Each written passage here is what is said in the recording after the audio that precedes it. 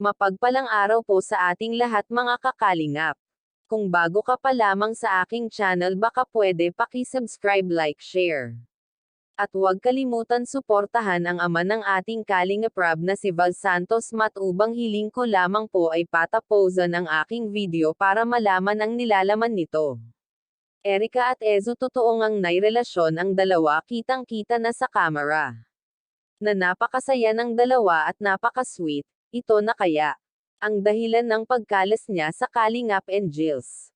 Dahil gusto ng dalawang walang sturbo sa kanila at malaya silang dalawa, isinaalang-alang nila ang career nila mga kakalingap dahil ang dami na sana nilang viewers at maraming mga kinikilig sa love team nilang dalawa. Makikita naman natin na maraming sumusuporta sa Ezreca mga kakalingap. Meron 8 nanograms sponsor at meron din nag-aabot ng gamit na mamahalin kay Erica. May pera pero mas pinili nilang magsarili para malaya sila. Grabe ano mga kakalingap, pag-ibig nga naman mas priority kaysa pera.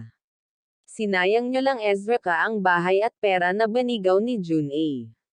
Sino nga ba itong si Juna at bakit sobrang laki naman ng perang binigay niya kay Erica? May gusto ba ito kay Erica or nagpanggap lang na ibang tao? Pero si Edo ito sa totoo lang.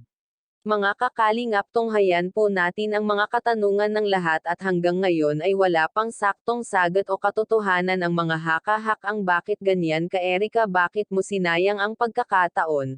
Masaya naman kayong nagsasama ng mga K-Angels Kuya Rab. Marami pa rin katanungan pero di na sa kanya priority si Erica dahil marami pa siyang mga tutulonggan na nangangailangan sa kanyang tulong. Salamat po sa panonood.